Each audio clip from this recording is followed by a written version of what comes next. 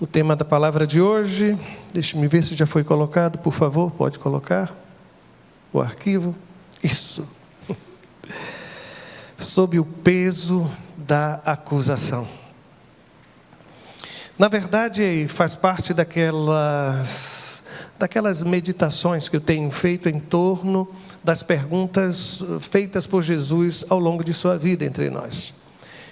Para mim foi uma grande surpresa à medida que lia e relia os evangelhos, porque esse texto de João capítulo 8, ele é muito forte. É aquele momento em que uma mulher, pega em adultério, é levada diante do Senhor.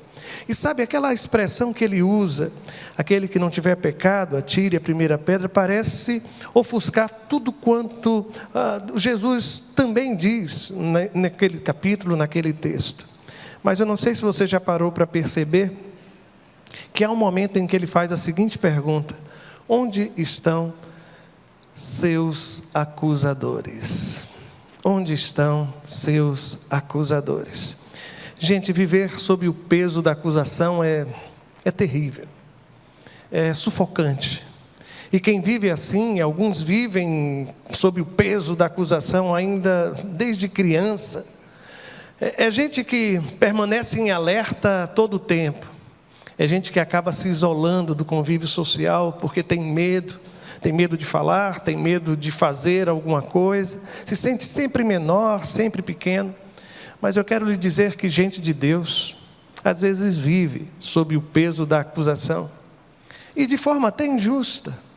Eu me lembro de José do Egito, que acusado foi, injustamente, de ter assediado a esposa de Potifar, e isso não aconteceu. Se você se recorda, Estevão foi apedrejado debaixo de uma acusação igualmente falsa.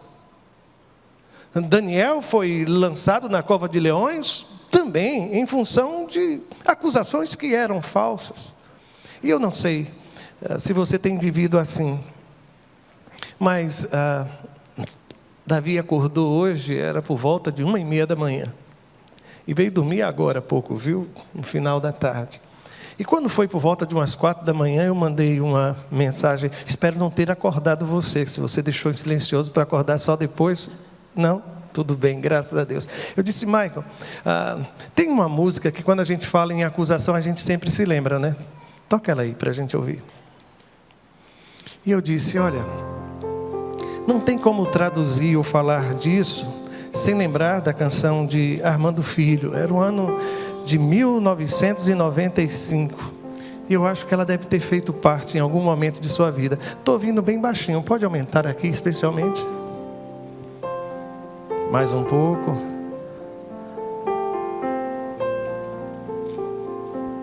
Se souber, pode cantar comigo, tá? A letra vai ser projetada. De todas as provas que eu já passei, é bem difícil, Senhor, a gente ter que ouvir acusações do vil tentador. Lembranças do passado vêm e querem me fazer parar, ou mesmo palavras de alguém que não quer na gente acreditar. E quase parando sem força e vigor, a gente lê a palavra e encontra bastante poder para vencer e continuar a jornada. E quase ficou para trás, pois Cristo na cruz tudo já venceu. E saber que dele não lembra mais, eu canto pra glória de Deus. Nenhuma condenação há para quem está em ti, Jesus, cuja vida coberta está pelo sangue que desceu da cruz. É certo que provas virão, investidas de um vil tentador, mas nenhuma condenação há para quem está em ti, querido Senhor. Deixa eu perguntar, André Maia está com a gente aqui? Onde é que está? Se está no santuário, André? Continua tocando. Está não? Livrou-se. Porque hoje pela manhã, quando a gente começou a cantar, e a gente cantou uma vez aqui, o André chegou e começou a cantar comigo. Eu disse, eu vou pegar ele. E quando chegar no culto da noite, eu vou chamá-lo para cantar comigo. Mas se André não está, você está. A gente vai cantar do começo. Eu vou tentar não perder a letra aqui. Pronto. Vamos cantar mais uma vez do começo? De todas as provas que eu já passei, é bem difícil, Senhor, a gente ter que ouvir acusações do vil tentador. Lembranças do passado vêm e querem me fazer parar, ou mesmo palavras de alguém que não quer na gente acreditar. E quase parando sem força e vigor, a gente lê a palavra e encontra bastante poder para vencer e continuar a jornada, e ver que o passado ficou para trás, pois Cristo na cruz tudo já venceu. Eu canto pra glória de Deus. Nenhuma condenação há para quem está em ti, Jesus, cuja vida coberta está pelo sangue que desceu na cruz. É certo que provas virão, investidas do vil tentador, mas nenhuma condenação há para quem está em ti, querido Senhor. E eu pensei, a gente canta e despede a igreja com a bênção apostólica e já está tudo certo. Mas vamos fazer o seguinte, eu quero convidar você a fazer a leitura comigo do texto sugerido, que foi do Evangelho de João, capítulo 8, versos de 1 a 11. Eu não sei se você sabe, mas esse texto, ele só aparece nos manuscritos mais recentes. Mas eu leio essa história, eu leio esse texto, e ele é tão encharcado de Jesus, tão encharcado de verdade, que não tem como ficar fora do cano. Ah, pastor, mas como o senhor acredita que a Bíblia é a palavra de Deus? Gente, se eu creio que Deus inspirou aqueles homens para escrever, Ele não ia desperdiçar, sabe? Deus não ia jogar fora tudo quanto foi feito. Ele não só cuidou no momento da inspiração, mas na preservação daquilo que Ele desejava que chegasse às minhas mãos e às suas mãos também. Para mim é tão simples. Escuta o que está escrito. A Bíblia diz assim: Jesus voltou ao Monte das Oliveiras, mas na manhã seguinte, bem cedo, estava outra vez no templo. Logo se reuniu uma multidão e ele se sentou e a ensinou. Então os mestres da lei e os fariseus lhe trouxeram uma mulher pega em adultério e a colocaram diante da multidão. Mestre, esta mulher foi pega no ato de adultério. Tem uma outra tradução que ainda fala em flagrante, viu, gente? E o texto continua: disseram eles a Jesus: a lei de Moisés ordena que ela seja apedrejada. O que o Senhor diz? Procuravam apanhá-lo numa armadilha, ao fazê-lo dizer algo que pudessem usar contra ele. Jesus, porém, apenas se inclinou e começou a escrever com o dedo na terra. Eles continuaram a exigir uma resposta, de modo que ele se levantou e disse: aquele de vocês que nunca pecou, atire a primeira pedra. Então inclinou-se novamente e voltou a escrever na terra. Quando ouviram isso, foram saindo um de cada vez, começando pelos mais velhos, até que só restaram Jesus e a mulher no meio da multidão. Então Jesus se levantou de novo e disse à mulher: olha, aqui estão as perguntas. Onde estão seus acusadores? Nenhum deles a condenou? Não, Senhor, respondeu ela. E Jesus disse: eu também não a condeno. Vá e não peques mais. Você pode fechar os olhos para orarmos ao Senhor? Senhor, a Tua palavra foi lida e agora o que nós queremos é ouvir a Tua voz. Que eu esteja em silêncio, mas que Teu Espírito fale através dos meus lábios, meu Pai. Usa esse tempo para a glória do Teu nome. É assim que oramos no nome de Jesus. Amém, amém. Onde estão os Teus acusadores? Eu queria oferecer duas respostas a esta pergunta formulada por Jesus. Sabem, às vezes o acusador, ele está do lado de fora.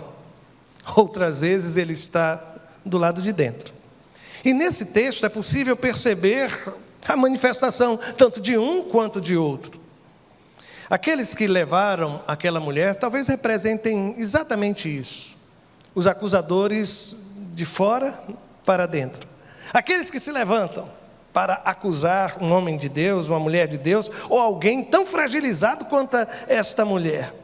E o curioso é que nesse texto, o acusador, ele se disfarça de uma alma piedosa. Meu Deus!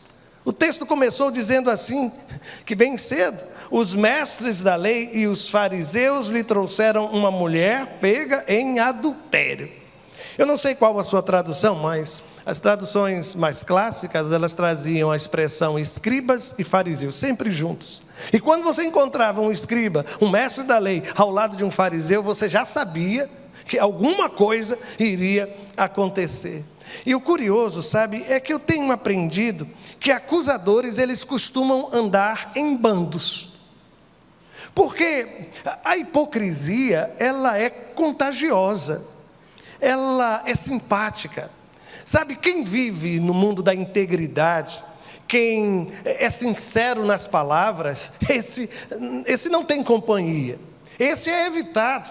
Mas o hipócrita, que se disfarça de tantos papéis, que veste tantas máscaras, que fala para lhe agradar, para me agradar, esse sempre está acompanhado. E lá estão mestres da lei, fariseus, acusando aquela mulher. E o texto sagrado vai dizer, ainda nesse versículo 3, o seguinte, que os mestres da lei e os fariseus lhe trouxeram, aí vem a observação, uma mulher pega em adultério. Eu acho tão curioso isso, sabe, irmãos? Porque acusadores ficam com a parte da justiça que lhe é favorável. Sempre assim, irmãos. Quem acusa, acusa usando parte daquilo que está escrito, parte daquilo que é justo, parte daquilo que é lei, parte daquilo que é interpretação, parte daquilo que é verdade. Nunca falam por inteiro. E o curioso é que eu só encontro aqui uma mulher. E eu sempre me pergunto, onde está aquele que praticou o adultério com ela? É curioso porque a afirmação se repete. No versículo 4 está escrito assim: esta mulher foi pega no ato do adultério. Eu chego às vezes a pensar, e me perdoem se eu estiver exagerando, mas que tudo isso foi armado, irmãos. Não é possível, não é possível. E sabem por quê? Porque no livro de Levíticos, no capítulo 20, versículo de número 10, está escrito assim: se um homem cometer adultério com a mulher do seu próximo, notem, o homem e a mulher que cometeram adultério serão executados. Não é a aplicação da pena para um só, e neste caso para a mulher, ela precisa ser apedrejada, ela foi pega no ato do adultério. E eu volto a perguntar, e onde estava aquele que compartilhou com ela o ato de adultério? Mas acusadores são assim. Eles usam aquilo que lhe é conveniente. E vou mais longe, o versículo seguinte, versículo 4. A Bíblia diz que uma mulher pega em adultério e a colocaram diante da multidão. Eu não sei qual a sua tradução, mas tem uma que chega a dizer que colocaram ela de pé, no meio das pessoas, no meio de toda aquela gente. Sabe o que é que isso me faz pensar, irmãos? É que acusadores, eles gostam de transformar o erro alheio em espetáculo. Fazem questão de fazer referência. Eles têm uma agenda, e eu sei que eu estou nessas agendas. A igreja muitas vezes está nessa agenda. A entrega de uma oferta, de um dízimo, está nesta agenda. Talvez você não saiba, mas quem sabe também você faz parte desta agenda. E é tão interessante, meus irmãos, tão interessante, porque eles pegam aquela mulher e levam à presença do Senhor. Jesus está cercado por gente que está desde a manhã cedo com ele no templo, e Jesus está ensinando, mas eles interrompem tudo.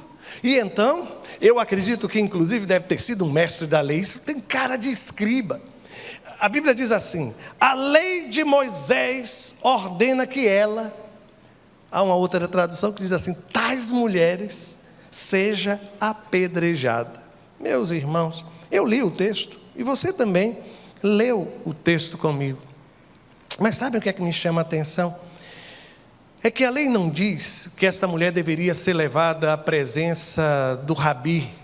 A lei não diz outra coisa, diz simplesmente que a execução era imediata. E vou mais longe, sabe, irmãos, eu tenho aprendido que acusadores, eles são sempre muito legalistas. Eles conseguem enxergar o cisco que está no olho alheio, no olho do outro, mas não conseguem enxergar a trave que se esconde nos seus próprios olhos. Acusadores, eles são tão legalistas que, para eles, o pecado só tem uma saída, que é a morte do pecador. É a morte do pecador. Essa mulher adulterou. A lei diz que precisam ser mortos, apedrejados. E a coisa funciona assim. Parece tão cartesiana, parece tão matemático, parece tão frio. Parece que não consegue enxergar a mulher que está sofrida, humilhada, que foi pega em adultério, se envolvida ou não, se foi tudo uma armação para fazer com que Jesus entrasse numa situação complicada. Porque se ele mandasse matar, provavelmente iriam dizer ao Império Romano que chamou para si toda a pena capital, e não iria permitir que alguém fosse executado que não fosse por decisão romana. E se ele dissesse, não, poupem essa mulher, está se levantando contra a lei de Moisés, quem você pensa que é? O Jesus de Nazaré, está escrito na lei. Aquela era mais uma armadilha preparada para o nosso Senhor.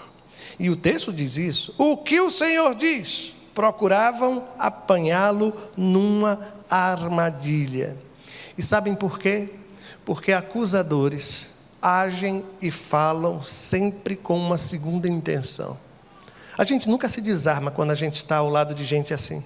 Porque a gente sabe que a gente está sendo observado, e qualquer coisa que você diga, qualquer coisa que você faça, qualquer coisa que você não faça, qualquer coisa que você não diga, aquilo vai ser usado de alguma forma contra você. E parece que tem gente que tem prazer em levar para execução aquele que pecou. Parece que no meio, nos arraiais religiosos, a gente acata daqueles que serão os próximos a serem apedrejados. Parece que sentem prazer enquanto promovem a dor do outro. Se sentem até, quem sabe, maiores do que os demais mortais. E é por isso que eu volto a lhe dizer, onde está o seu acusador? Talvez esteja fora. Talvez você esteja vivendo um ambiente de trabalho terrível. Gente, é sufocante quando a gente precisa trabalhar, não tem uma outra oportunidade, mas vive sob o peso da acusação. Sabe quando as pessoas não mais confiam em você e de repente lhe acusam de ter feito inclusive aquilo que você não fez? Isso é tão doloroso, mas eu não fiz, eu não disse, eu não traí a sua confiança. Sabe como é difícil aquilo que foi tratado com perdão, Mas depois, mesmo quando eu digo, você está perdoado, eu continuo lhe observando e você continua sobre acusação. E às vezes a acusação é velada, é com silêncio, é com um olhar. É por isso que eu vim lhe perguntar onde estão os seus acusadores. E talvez eles estejam à semelhança do que aconteceu com Jesus, cercando, cobrando uma resposta, colocando você em alguma situação que provoque algum deslize, alguma coisa que você possa fazer. E lá está você, sem saber lidar com a vida, sem saber lidar com o outro, com o seu relacionamento. Sabe aquela sensação de que você está pisando em ovos? Você tem medo de falar, você tem medo de responder, você tem medo de fazer alguma coisa, tem medo de não fazer. Eu vim lhe dizer que Deus não quer que você viva debaixo de acusação, ou sob a acusação. O que aquela gente não sabia, é que estavam levando aquela mulher para o único que poderia libertá-la do pecado, irmãos. Eles imaginavam que iriam sair daquele encontro com a certeza, eliminamos mais uma pecadora. O mundo se tornou mais santo, porque ela foi apedrejada. Eles esqueceram que ali estava Jesus de Nazaré, aquele que pode olhar para mim e para você e dizer assim: olha, perdoados são os seus pecados.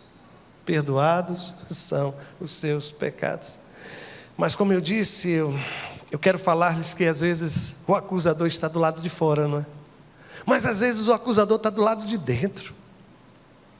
O acusador que se esconde dentro de mim.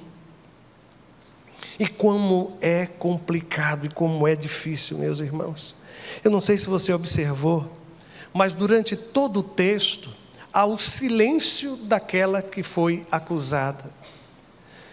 O texto não me permite ouvir a voz daquela mulher, ou seus gritos, dizendo: isso é mentira, isso não aconteceu. Não há registro de qualquer atitude ou palavra daquela mulher, irmãos, absolutamente não há. Sabe quando é que o silêncio daquela mulher é quebrado? O texto sagrado vai me dizer que acontece quando Jesus diz assim, a Bíblia diz: então Jesus se levantou de novo e disse à mulher.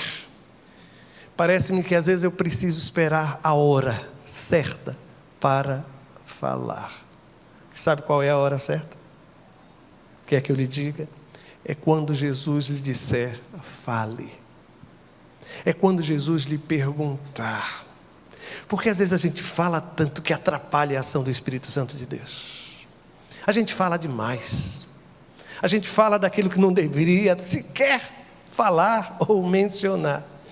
É tão interessante, sabe, irmãos, porque isso é sério aos olhos do Senhor. Em Provérbios, no capítulo 17, versículo de número 15, está escrito assim: absolver o culpado e condenar o inocente são duas coisas detestáveis para o Senhor. Deus é justo, irmãos. Eu vou repetir: Deus é justo. E a justiça de Deus, ela se revela nesse texto de uma forma, para mim, sublime. Eu sei que muita gente diz que aquele que cala consente. Eu não quero usar essa máxima para estabelecer juízo sobre o silêncio daquela mulher. Talvez ela só estivesse mesmo amedrontada. Talvez ela seja alguém que viveu sob a culpa e que nunca pôde sequer falar. Eu não sei se você já viveu situações que foram tão opressoras que as pessoas lhe perguntaram e quando você começou a responder, mandaram você se calar. Acusadores são assim. Eles fingem que querem me ouvir. E às vezes a única coisa que eu posso fazer é permanecer em silêncio. Mas é possível sim que o silêncio daquela mulher estivesse sinalizando para o fato do seu reconhecimento de culpa. Porque quando a acusação ela se encontra com a culpa, ela se transforma em peso na alma, em peso na consciência. Mas eu vou lhe dizer, sabe este acusador que se esconde dentro de mim, se esconde dentro de você? Ele se levanta e ele se pronuncia tantas vezes. Sabe aquele momento em que você fez aquilo que não deveria ter feito, mas que o acusador dentro de você lhe disse: isto não é de Deus.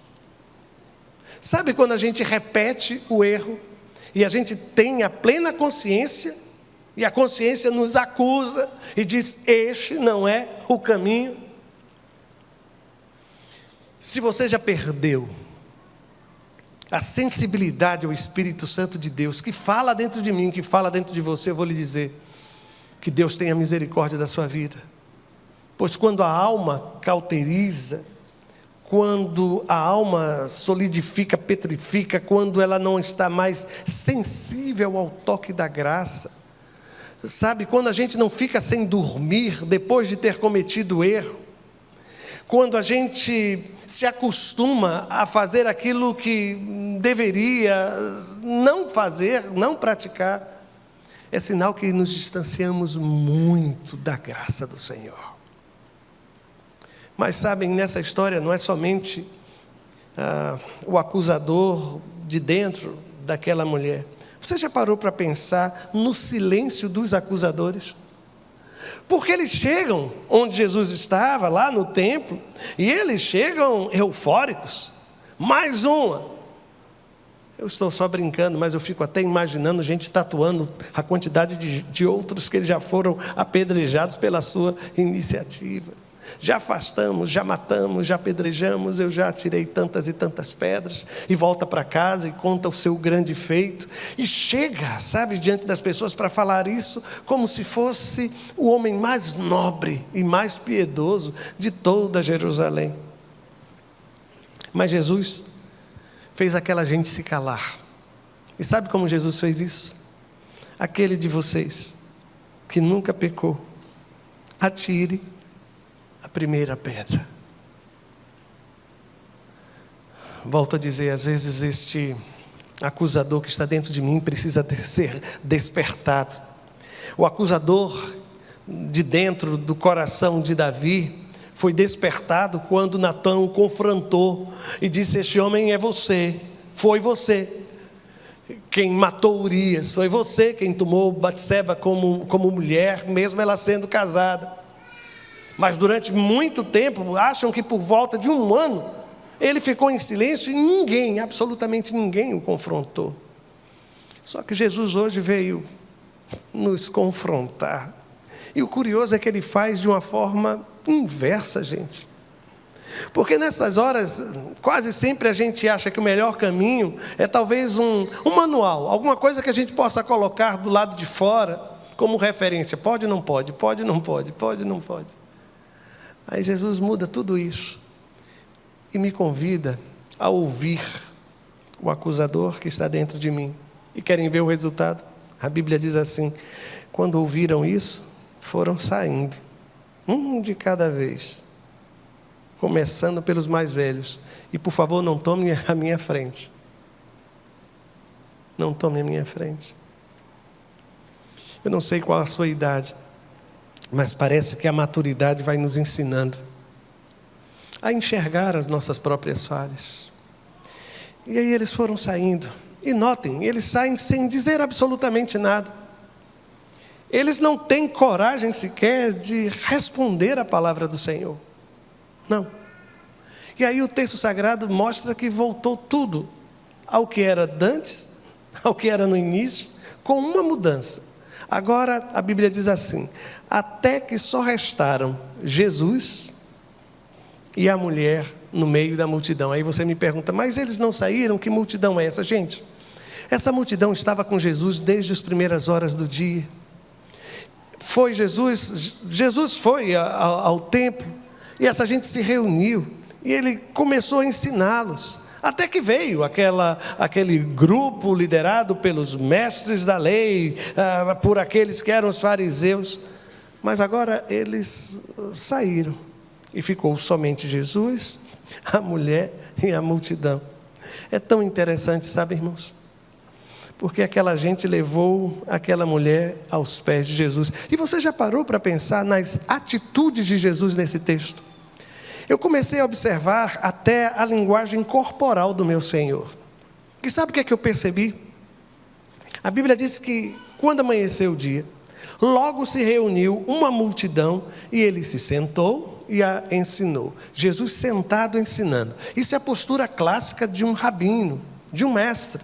Os mestres não ficavam de pé para ensinar, eles se sentavam. A mesma coisa acontece no Sermão do Monte, eles se assentam, os discípulos se aproximam e como eu gostaria de estar naquela roda, irmãos, de conversa com Jesus.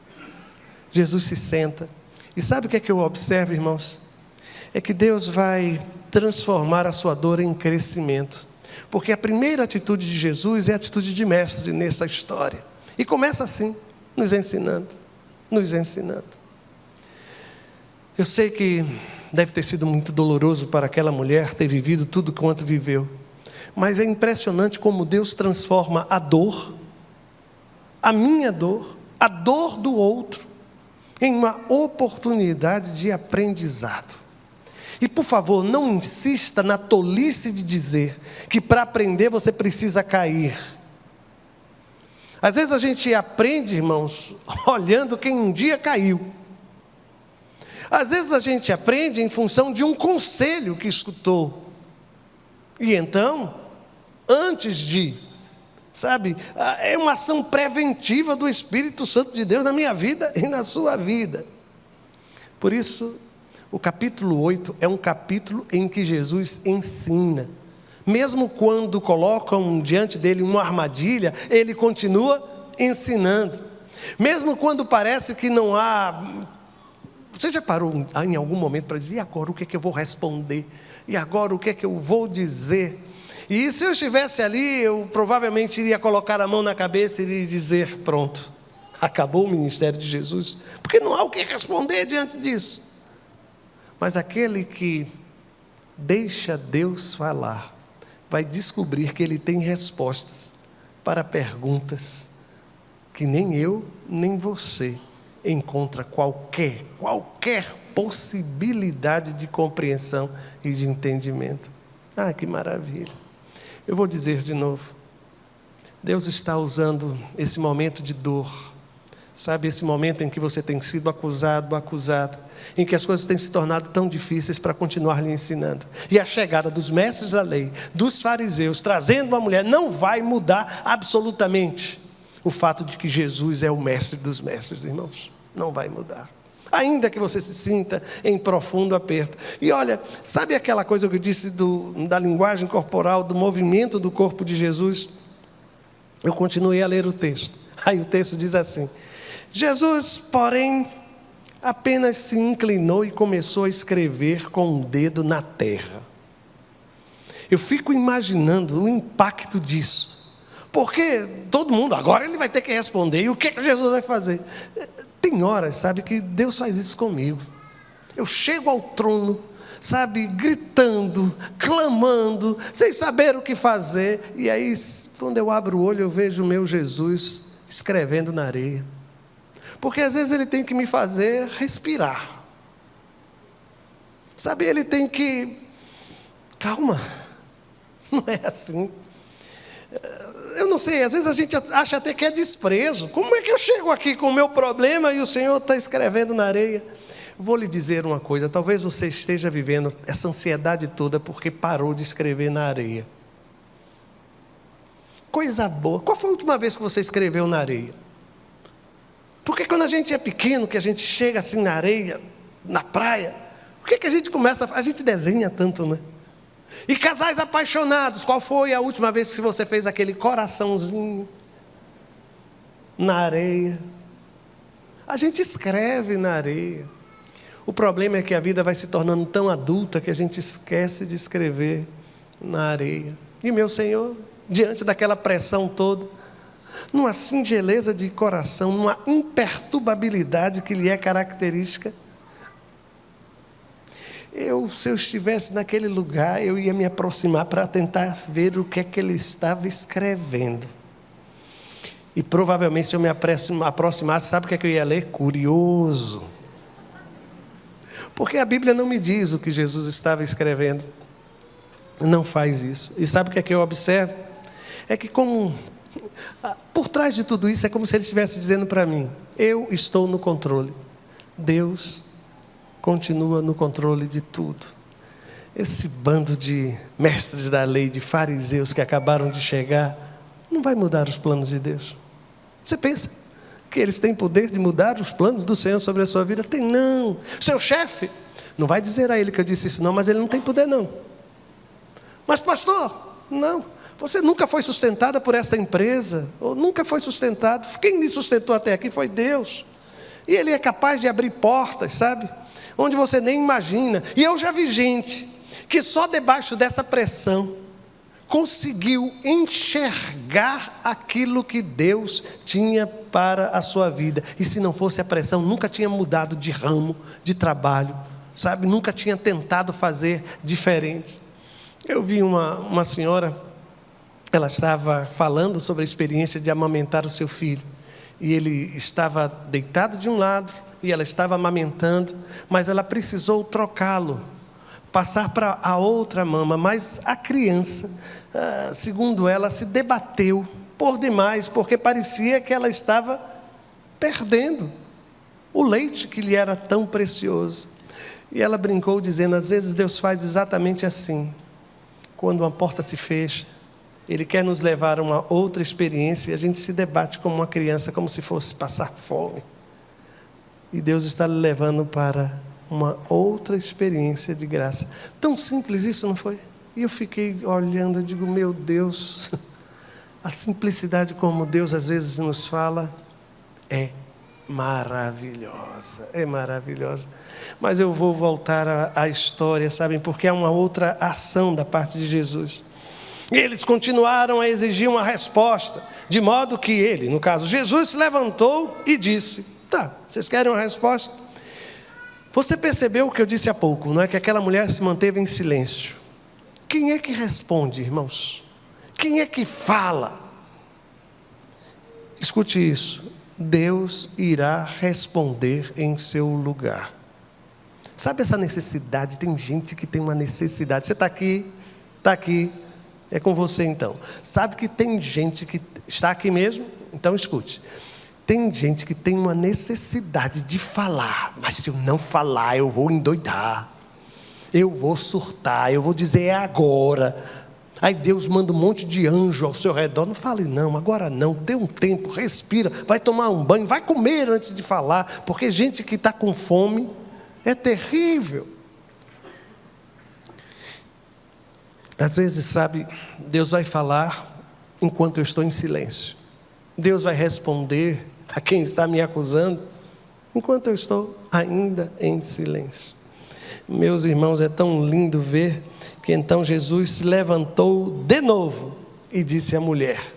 Até aqui, Jesus não tinha se virado para aquela mulher. E eu já disse e vou repetir. Nos tempos certos, Deus falará com você. Mas eu vou voltar ao início de toda a nossa caminhada. Onde estão os seus acusadores? Estão fora? Quem são? Estão dentro? Passado? Pressão? Cobrança? Injustiça? Onde estão os seus acusadores? Nenhum deles a condenou, perguntou Jesus àquela mulher. E é tão linda a resposta dela. Não, Senhor. Respondeu ela. E Jesus disse, eu também não a condeno. Vá e não peques mais. Meu Deus. Sabe o que acontece agora aqui? Perdão em lugar de condenação. A acusação não se transformou em condenação, porque todo o processo foi interrompido pela palavra de perdão, outorgada por Jesus àquela mulher. Talvez você tenha entrado neste lugar se sentindo condenado, condenada, por um passado infeliz, por decisões que você tomou que não foram acertadas. E você convive com isso, você se acusa, e tem gente ao seu lado que diz, olha, se você não tivesse feito, a culpa foi sua, eu falei, você não me escutou, e você vai viver os próximos 10 anos da sua vida, pagando uma conta que nunca será totalmente liquidada. É tão curioso porque o perdão, por favor, não se assuste com o que vou dizer. O perdão é simples. Sabe quem é complicado? É quem precisa ser perdoado. Você é complicada demais. Deus já lhe disse, está perdoado. Deus já lhe disse, está perdoado. Mas a gente fica encontrando razões pelas quais Deus não deveria me perdoar. Eu não mereço ser perdoado. Você está pensando nisso? Então eu vou lhe dizer, merece mesmo não. Nem você merece, nem eu mereço ser perdoado. O perdão não tem a ver com mérito, tem a ver com graça. O perdão não é algo que eu conquistei, é algo que me foi ofertado na cruz do Calvário. Aquela cruz era minha. Aquela cruz era minha. Mas eu escuto essas palavras de Jesus e o que eu percebo é que Jesus oferece àquela mulher vida em lugar de morte. Tem algumas situações em que a gente pensa, meu Deus, agora não tem mais jeito. Tem passado pensamentos de morte na sua cabeça. Pastor, o que é isso? Num ambiente religioso assim? Olhe para as pessoas que estão aqui. Nenhuma dessas pessoas tem esse tipo de pensamento. Eu não vou nem responder. Porque muitos de nós sabem o preço de uma depressão, de uma dificuldade de vida, mas há cura para isso. Mesmo que estejam lhe empurrando para a morte, Deus lhe oferece vida. Mesmo que estejam lhe entregando para ser apedrejado, apedrejada, Deus, em lugar de morte, vai lhe dar vida. Vida. Mas eu continuo lendo esse texto, sabe o que é que eu observo nas palavras de Jesus? É que aquele deveria ser um tempo de recomeço, em lugar de um tempo de fim. A história daquela mulher só estava começando, e eu fico tão curioso para saber o que aconteceu com ela depois que saiu dali. Você nunca se perguntou o que foi que aconteceu com aquela mulher? Há quem queira associá-la a Maria Madalena, tantas outras coisas, mas eu vou só lhe dizer uma coisa. Jesus não me permitiu saber com exatidão e com clareza quem era, porque ela pode ser qualquer uma, ela pode ser qualquer um. Ela pode ser qualquer um de nós, qualquer um de nós. Recomeço. Você sabe o que significa recomeçar? Eu não sei quais são as suas lembranças do seu tempo de escola primária. Gente, eu fiz teste de admissão. O tempo passa, não é? Se você não sabe o que é isso, você que é mais jovem, depois você pergunta aos dinossauros de sua casa o que era um teste de admissão. Eu sou de um tempo em que a gente fazia as provas naquele papel, como era o nome? Como é? Almaço, é assim? É? Pautado, é isso. Papel, é só para saber quantos acompanharam isso, né, gente? Papel pautado. E tinha alguns professores que só colocavam uma pergunta, né? Escreva. Escreva. E a gente aumentava a letra para ver se ficava maior a resposta. E o medo quando a gente errava? Mas eu me lembro que tinha um professor que sempre que a gente errava, a gente ia lá para a banca dele. E sabe o que ele fazia? Dava um outro papel. E a gente podia voltar e escrever. Eu sei que tem gente aqui que nem fazia assim. Fazia primeiro uma para depois passar. Eu estou dizendo que tem gente velha nesse negócio aqui.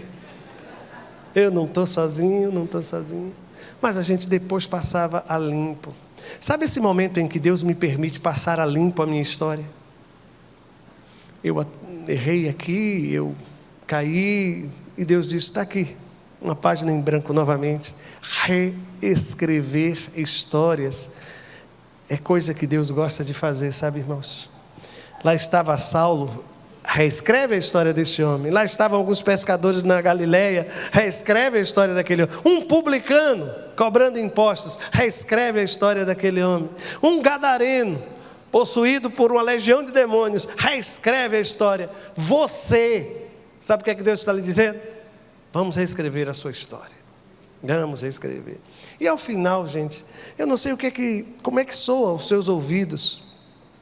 E eu fico tentando imaginar como foi aos ouvidos daquela mulher, quando Jesus olhou para ela e disse assim, eu também não a condeno.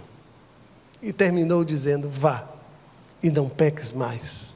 Gente, sabe, parece-me que as palavras de Jesus falam de confiança em lugar de desprezo.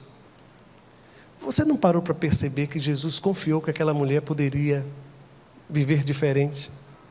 Vá e não peques mais. Você já imaginou? Deus confiando em você e nem você confia em você. Você não confia. Já prometi tanto, já falei tanto, que eu não vou mais fazer promessa, eu não vou mais dizer que vou fazer, porque eu não consigo, eu já entreguei, já pendurei as chuteiras, já desisti.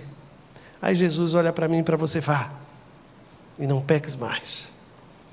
O Senhor acredita que eu posso fazer isso? Vai, e não peques mais. A gente anda uns 10 passos, retorna. É para eu ir mesmo, Senhor? Você vai, rapaz. E o Senhor não vai comigo? Não, eu já estou dentro do seu coração. Aí a gente segue, daqui a pouco a gente começa a perguntar um monte de coisa.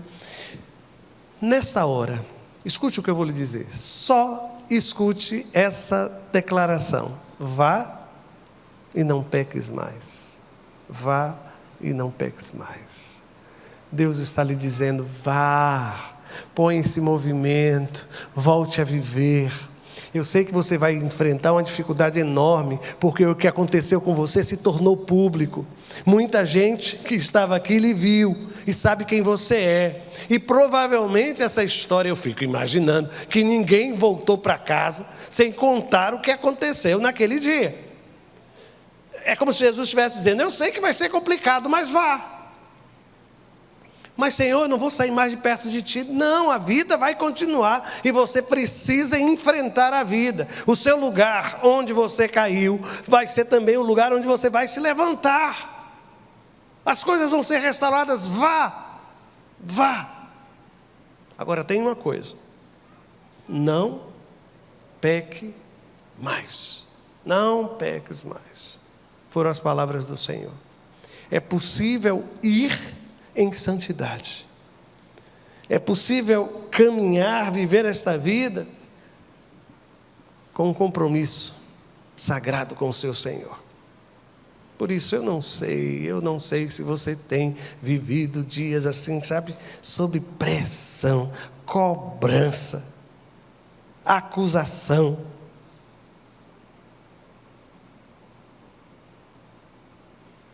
Aquele que não tiver pecados, que atire a primeira pedra.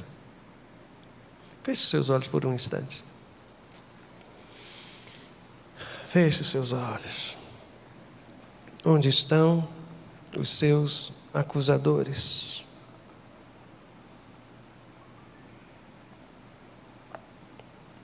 Onde estão? Talvez eles estejam num passado. E todas as vezes que você para olhar para o passado, aquilo te acusa, destrói. Onde estão os seus acusadores? Tem pai e mãe que são acusadores, sabiam, gente? Tem meninos e meninas que cresceram e até hoje não conseguiram se organizar na vida, porque sempre foram acusados. Tem filhos que acusam os pais, mesmo depois maduros. Eu me tornei assim porque o senhor, porque a senhora, porque você fez isso comigo lá atrás. Tem gente acusando a igreja, pastor. E eu não sei se alguém que se dizia pastor feriu seu coração em algum momento de sua caminhada com Deus. Um padre, um sacerdote, um mestre da lei, um fariseu, que queria acabar com você, apedrejá-la. Eu quero lhe dizer, Jesus está hoje sussurrando ao nosso coração, vá e não peques mais. Não vai ser fácil, mas vai ser possível. Converse com Deus. Fale com Ele nesta hora. Eu vou fazer silêncio para que vocês possam conversar. Eu não quero atrapalhar essa conversa, não.